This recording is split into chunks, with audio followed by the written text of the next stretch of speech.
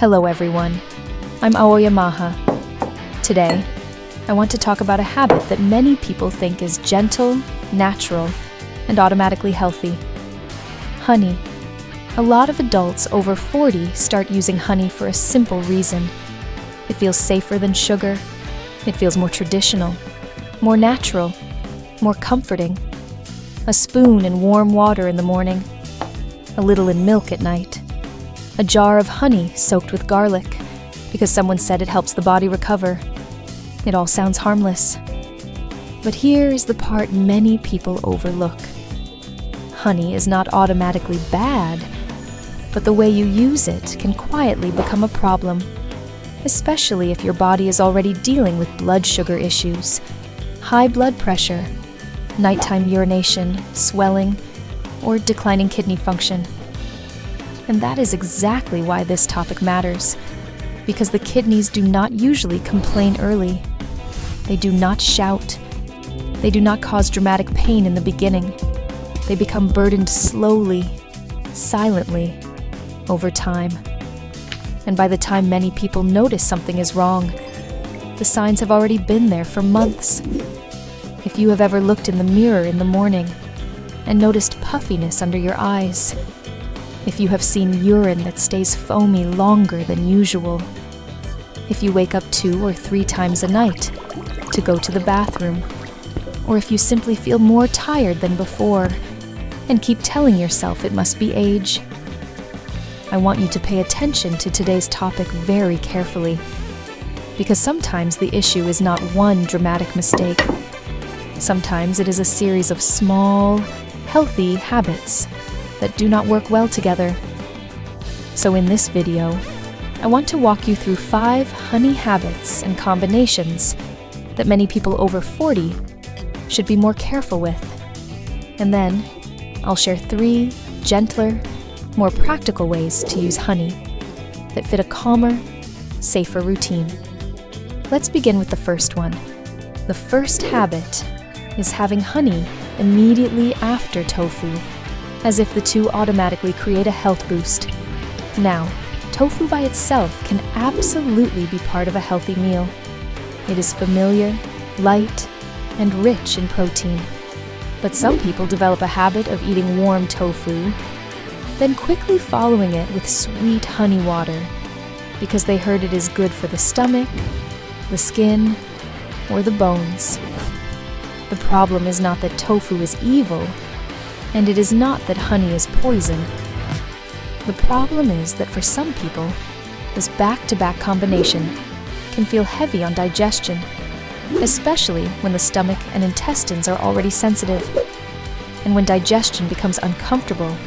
Bloating, nausea, and poor meal balance often follow. For people who already have fragile metabolic health, that extra strain can become part of a bigger pattern. So the smarter message here is simple. Do not rush these things together just because they both sound healthy. Give your body space.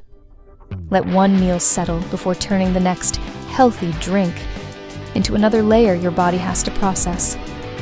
The second habit is one of the most common of all. Putting a large spoonful of honey into very hot water, then following it almost immediately with strong coffee. This is the kind of morning routine many people do without thinking. They want warmth, they want comfort, then they want alertness. So the pattern becomes hot honey water first, coffee right after. But the body does not always love that sequence as much as we do. Very hot drinks can be irritating. A large amount of sweetness first thing in the morning can push the body in a direction that is not always helpful, especially for people with blood sugar concerns. Then coffee comes in with its stimulating effect, and for some people, that means more pressure, more bathroom trips, more stomach irritation, and less balance overall. Many people If you enjoy honey water, keep it gentle, warm, not aggressively hot, small amount, not overly concentrated. And if you drink coffee, give your body some space. instead of stacking one strong stimulus right on top of the next. This is not about fear. It is about reducing unnecessary stress in a body that may already be working harder than it did 10 or 20 years ago. The third habit is raw garlic soaked in honey and eaten too early, too soon, or too aggressively. This one has become very popular because it sounds powerful. Garlic is seen as strong. Honey is seen as healing. So people think combining them must create something even better. But strong ingredients are not always gentle ingredients. Raw garlic can be very stimulating, especially on an empty stomach. And when people soak raw garlic in honey for a short time and start taking big spoonfuls quickly, what they often notice first is not recovery. It is irritation, burning, stomach discomfort, bloating, a strange heaviness. Sometimes they mistake that discomfort for the body working, but discomfort is not automatically healing. For adults over 40, especially those with digestive sensitivity, diabetes, or kidney concerns, this kind of aggressive home remedy should be approached very carefully. If someone wants to use garlic and honey at all, it should be done gently, in moderation, and not with the fantasy that more intensity equals more benefit. Your body is not impressed by drama. It responds better to steadiness. The fourth habit is warm milk with honey at night, especially for people who already feel bloated easily. Now, many people use this combination to relax before sleep, and for some, it may feel soothing. But if you are sensitive to milk, if dairy leaves you bloated, if you often feel heavy after drinking it, or if your stomach is not as tolerant as it used to be, adding honey can make that nighttime drink even more uncomfortable. And nighttime discomfort matters more than many people think. Because when the body is supposed to be winding down, extra sugar, extra liquid, and extra digestive work can easily turn into poor sleep, more trips to the bathroom, or a heavy feeling the next morning. For someone already worried about swelling or kidney strain, that is not a small detail. So again, the point is not never. The point is, know your body. If milk does not suit you, adding honey will not magically fix that. Sometimes the healthier choice is not a more complicated remedy. Sometimes it is simply not forcing a habit that your body clearly does not enjoy. The fifth habit is drinking honey late at night, as if it is always a harmless bedtime ritual. This is where many people accidentally turn a comfort habit into a daily burden. Late at night, the body should be moving toward rest. But if you are taking sweet drinks close to sleep, especially in larger amounts, you may be adding an unnecessary glucose load, unnecessary fluid, and unnecessary work for a body that should be settling down. If you already wake up to urinate, if you already have blood sugar concerns, or if your mornings feel swollen and heavy, nighttime honey is one of the first habits worth reviewing. Not because honey is uniquely dangerous, but because timing changes everything. A habit that feels harmless in the moment can become costly when repeated every night for months. So these are the 5 habits I want you to remember. Rushing honey immediately after tofu, as if healthy plus healthy must be better. Using large amounts of honey in very hot water and stacking coffee right after. Treating raw garlic soaked in honey like a powerful shortcut. Forcing honey into milk when your digestion already struggles with dairy. And turning late-night honey drinks into a nightly routine without questioning whether your body is paying the price. Now at this point, some of you may be thinking, then should I stop honey completely? Not necessarily. For many people, the better answer is not panic. It is proportion. And that brings me to the second half of today's video. 3 gentler ways to use honey without turning it into a dramatic health experiment. The first gentler option is cinnamon with honey, used lightly, not heavily. This works best when you think of it as a small, warming support, not a miracle cure. A little honey, a light amount of cinnamon, warm water, not overly hot. This can feel calmer than heavy sweet drinks, and it fits better into a simple morning routine. But even here, the rule is still moderation. You are not trying to overpower the body. You are trying to create something mild, pleasant, and sustainable.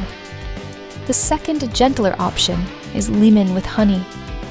This combination feels cleaner, lighter, and more refreshing for many people, especially when it is not too sweet. It can work well before breakfast or earlier in the day, when you want something gentle without making it a sugar-heavy drink. The key word again is balance. A little lemon, a small amount of honey, enough to support the taste, not enough to turn the drink into dessert. The third gentler option is ginger with honey. This can feel especially comforting in cooler weather or during periods when the body feels sluggish. Ginger brings warmth. Honey softens the sharpness. Together, in a modest amount, they can feel steady and practical. But please remember, even a good combination becomes less helpful when it is too concentrated, too frequent, or used as a substitute for proper medical care. No honey recipe replaces blood tests. No comforting drink replaces a real diagnosis. And no viral health tip should be trusted more than the signs your body has been giving you for weeks. Before we close, there are 3 groups of people who should be especially careful. First, people who already have known kidney disease.